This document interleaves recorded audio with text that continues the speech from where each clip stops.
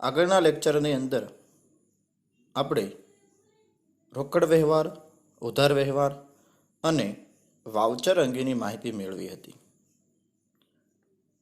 હવે વ્યવહારોની બેવડી અસર એટલે કે દ્વિનોંધીનામા પદ્ધતિની અંદર દરેક વ્યવહારની બે અસર જોવા મળે છે. તો એ બે અસર કઈ રીતે આપી શકાય, કયા કયા ખાતે તેમની નોંધ થશે, આ બધી જ વિગતો આપણે સમજવાની છે. તો વ્યવહારોની બેવડી અસર.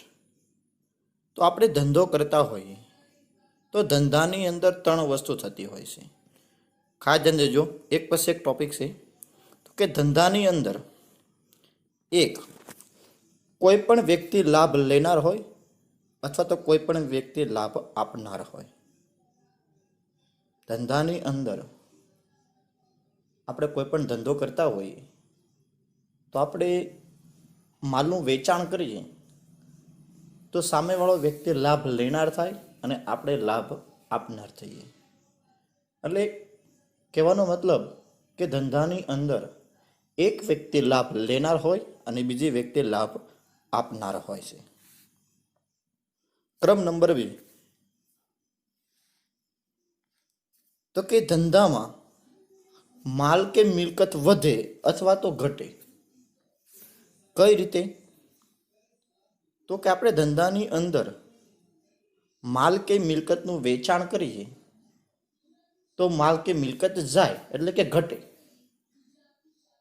અને માલ કે મિલકતની ખરીદી કરીએ તો માલ કે મિલકત વધે એટલે કે માલ કે મિલકત આવે. સમજાય ગયા બે ટોપિક? ત્રીજો ટોપિક કે ધંધાને ખર્ચ થાય અથવા તો ઉપજ થાય. આપણે કોઈ પણ ધંધો કરતા હોઈએ તો ધંધાની અંદર કાં તો ખર્ચ થતા હોય છે અને કાં તો શું થતી હોય છે, ઉપજ થતી હોય છે. આ ત્રણ ટોપિક હતા. ફરી એકવાર રિપીટ કરી લઈએ. કોઈ પણ વ્યક્તિ લાભ લેશે અથવા તો કોઈ પણ વ્યક્તિ લાભ આપે છે. કોઈ વ્યક્તિ લાભ આપનાર હોય ને કોઈ લાભ લેનાર હોય. બીજો ટોપિક હતો માલ કે મિલકત ધંધામાં આવે અને માલ કે મિલકત ધંધામાં જાય. આવે તો વધે અને જાય તો ઘટે. અને ધંધાનો ખર્ચ, કાં તો ધંધામાં ખર્ચ થાય અને કાં ધંધામાં શું થાય, ઉપજ થાય.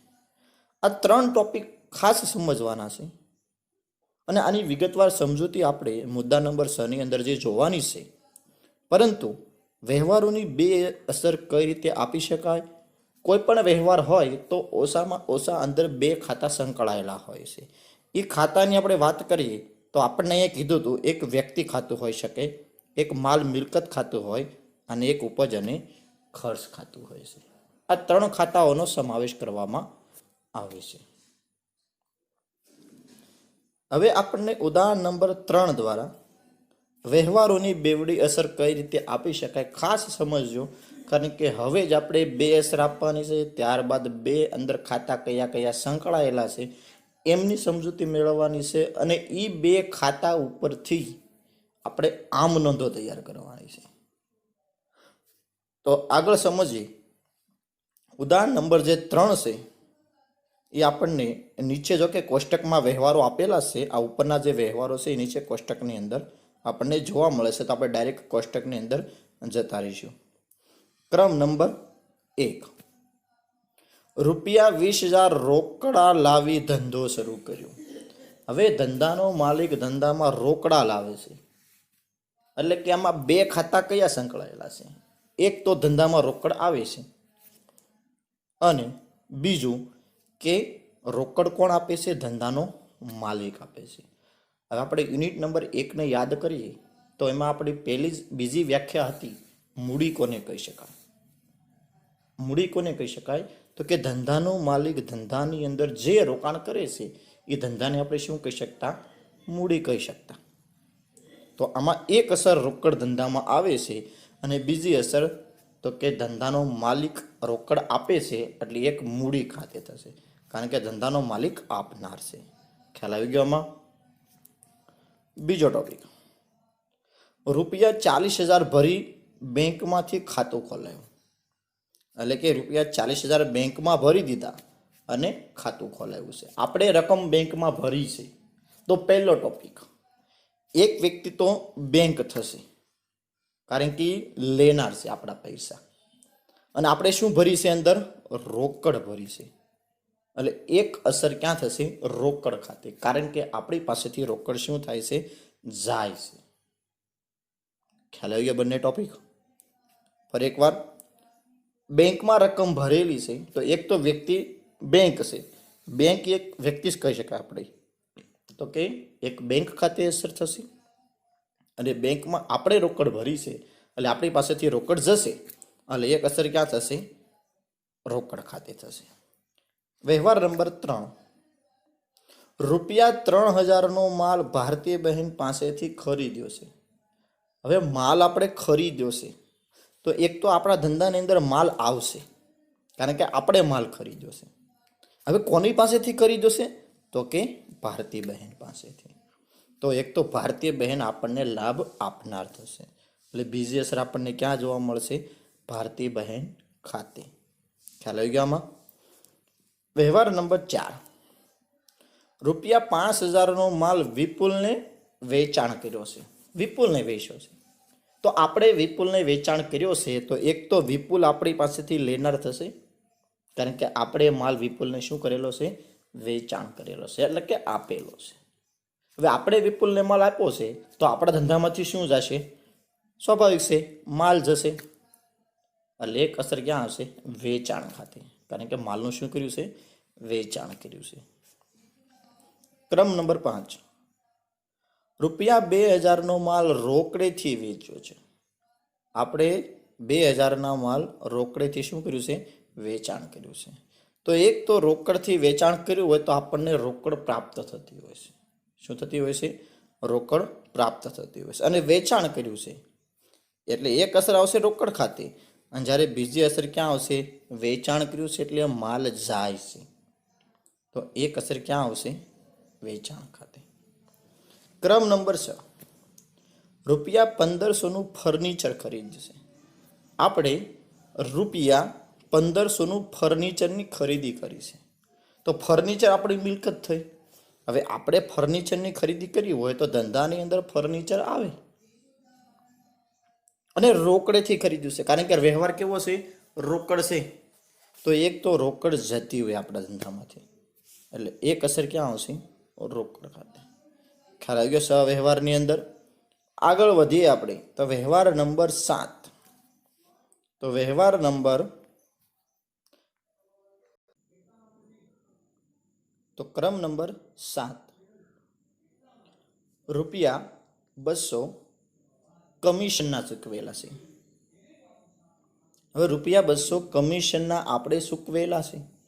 કમિશન આપણે ચૂકવ્યું છે, તો કમિશન આપણો ખર્ચ થશે, તો એક અસર તો ક્યાં જશે? ખર્ચ ખાતે. કમિશન ખર્ચ ખાતે. અને આપણે કમિશનના ચૂકવેલા છે. હવે આપણે કમિશનની રકમ ચૂકવેલી હોય તો એક વસ્તુ આપણે શું ચૂકવ્યું હશે? રોકડ ચૂકવી હશે, તો એક અસર ક્યાં જશે? રોકડ ખાતે કરવામાં આવશે. ખ્યાલ આવી ગયો આમાં? ક્રમ નંબર 8, રૂપિયા 200નો માલ વિપુલે પરત કર્યો. તો રૂપિયા 200નો માલ વિપુલે પરત કર્યો છે, તો વિપુલે આપણને પરત કર્યો હશે, એનો મતલબ એવો થાય. તો વિપુલે આપણને ક્યારે પરત કર્યો હશે? કે આપણે વિપુલને વેચાણ કરેલું હશે ત્યારે. તો એક તો આપણો વેચેલો માલ પરત આવે છે, તો એક તો અસર ક્યાં જશે? વેચાણ પરત ખાતે. અને આપણને કોણ પરત કરે છે? તો કે વિપુલ પરત કરે છે. તો એક તો વિપુલ શું થશે? આપનાર થશે. ખ્યાલ આવી ગયો બંનેમાં? ક્રમ નંબર 9, રૂપિયા 150નો માલ ભારતી બહેનને પરત કર્યો. રૂપિયા 150નો માલ ભારતી બહેનને આપણે પરત કર્યો. તો ભારતી બહેનને આપણે ક્યારે પરત કર્યો હશે? કે ભારતી બહેન પાસેથી આપણે પહેલા શું કર્યું હશે? ખરીદી કરી હશે, ત્યારે આપણે એને પરત કરી શકીએ ને. તો એક તો ભારતી બહેનને આપણે પરત કર્યો એટલે ભારતી બહેન શું થઈ જશે? લેનાર થઈ જશે. તો એક અસર તો ક્યાં જશે? ભારતી બહેન ખાતે. અને બીજું, આપણે માલ શું કર્યો છે? પરત કર્યો છે. તો આપણા ધંધામાંથી માલ જશે, પણ જશે તો ખરી જ, પણ કેવો માલ? ખરીદેલો માલ જશે. એટલે એક અસર ક્યાં જશે? ખરીદ પરત ખાતે. ખ્યાલ આવી ગયો? ક્રમ નંબર 10, ભારતી બહેનને ₹2850 ચેક આપ્યો. આપણે ભારતી બહેનને ચેક આપેલો છે. હવે આપણે ભારતી બહેનને ચેક આપ્યો એટલે એક વસ્તુ કે ભારતી બહેન શું થઈ ગયા? લેનાર. આપણે ભારતી બહેનને ચેક આપેલો છે. હવે એ વ્યક્તિ લેનાર થાય અને ચેક આપણે આપ્યો છે એટલે નાણાં કોણ ચૂકવશે? બેંક. નાણાંની ચૂકવણી કોણ કરશે? બેંક કરશે. એટલે બીજી અસર ક્યાં જશે? બેંક ખાતે, કારણ કે બેંક રકમ આપનાર થશે. તો એક ભારતી બહેન ખાતે અસર જશે અને બીજી ક્યાં જશે? બેંક ખાતે જશે. ક્રમ નંબર 11, વિપુલે ₹48 ચેક આપેલો છે. વિપુલે આપણને ચેક આપ્યો હતો. તો આપણને ચેક આપ્યો હોય તો બેંકમાં જે આપણને ચેક મળ્યો છે આપણે ક્યાં ભરવાના છીએ? બેંકમાં. કારણ કે આપણને કોઈ પણ વ્યક્તિ ચેક આપે એટલે આપણે રકમ ક્યાં ભરીએ? બેંકમાં. તો બેંક શું થઈ જશે? લેનાર થઈ જશે. અને આપણને કોને આપ્યો? વિપુલે. તો વિપુલ શું થઈ ગયો? આપનાર થઈ ગયો. તો આ હતી બે અસર. તો મિત્રો, દરેક વ્યવહારની બે અસર થતી હોય છે અને બે અસર કઈ કઈ થશે એ સમજ્યા બાદ જ આપણે ખાતાઓના પ્રકારોની અંદર જવાનું છે. તો ઉદાહરણ નંબર 3 જે આપણને આપ્યું છે એ શા માટે અહીંયા રોકડ ખાતે અસર થાય છે, શા માટે મૂડી ખાતે થાય છે, એ ફરીને ફરીવાર રિપીટ કરી અને રિવિઝન કરશો તો જ આગળના લેક્ચરની અંદર આપણને ખાતાઓના પ્રકારો નક્કી કરવાના છે.